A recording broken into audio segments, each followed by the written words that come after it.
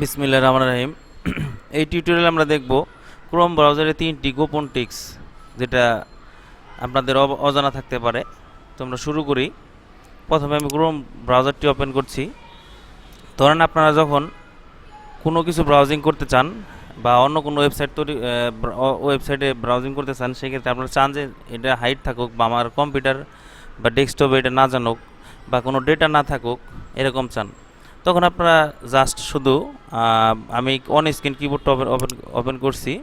তো জাস্ট শুধু আপনারা কন্ট্রোল শিফট চেপে ধরে এন চাপবেন। কন্ট্রোল শিফট চেপে ধরে এন চাপবেন। তো আমি প্রেস করতেছি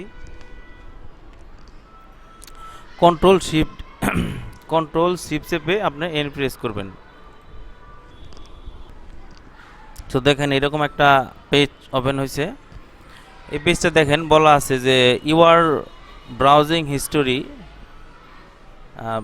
মানে কোনো ব্রাউজিং হিস্টোরি থাকবে না এবং কুকিং সাইট কোনো ডেটা সাইট থাকবে না, ইনফরমেশন থাকবে না। দেখেন এটা হচ্ছে সবসময় অন থাকতে হবে, এই যে ব্ল্যাক 3 পার্ট কুকিং, এটা সবসময় অন থাকতে হবে। তো আপনারা এটা হচ্ছে 1 নাম্বার ট্রিক্স।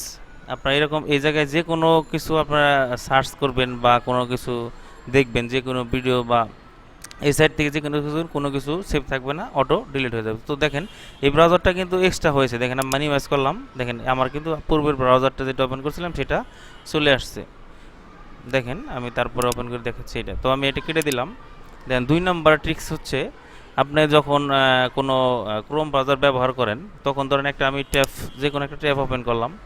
ধরেন আমি হচ্ছে সাধারণত ফেসবুক ওপেন করলাম বা ফাইবার ওপেন করলাম। দেখেন ফাইবারের যে পেজটা আমি ওপেন করলাম। সো হচ্ছে এখন দেখেন এই পেজটা আমি এখন কেটে দিব। ধরেন আমি ভুলবশত আমি পেজটা কেটে দিব। কেটে দেওয়ার পরে ধরেন আমি কেটে দিলাম।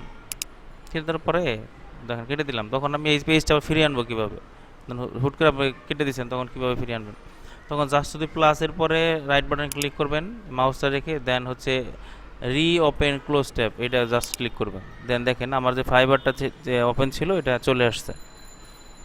তো আপনি এভাবে পুরনো যদি হুট করে কোনো কিছু কেটে ফেলেন, সেক্ষেত্রে এইভাবে ফিরিয়ে নিয়ে আসতে পারবেন।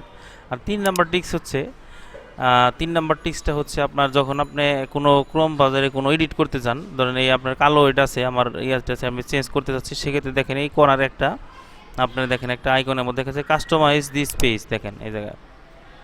তো এই জায়গা থেকে আপনি দেখেন আমি এটা আমার ডিফল্টভাবে আছে, এর জন্য আমি দেখেন এটা ক্লিক করলাম, দেখেন অন্য কালার হয়ে চলে আসছে এগুলো সব। দেখেন এইটা অন্য কালার দিলাম, এটা অন্য কালার সব চলে আসছে। এরকমভাবে আপনারা এই জায়গা থেকে আপনি এই পেজটা থেকে কাস্টমাইজ করতে পারবেন এবং চেঞ্জ থিমটাও চেঞ্জ করতে পারবেন। ঠিক আছে। তো ভিডিওটি যদি ভালো লাগে আমার চ্যানেলের পাশে থাকবেন এবং সাবস্ক্রাইব করে পাশে থাকবেন। আর যদি যারা সাবস্ক্রাইব করেছেন তাদের অসংখ্য ধন্যবাদ।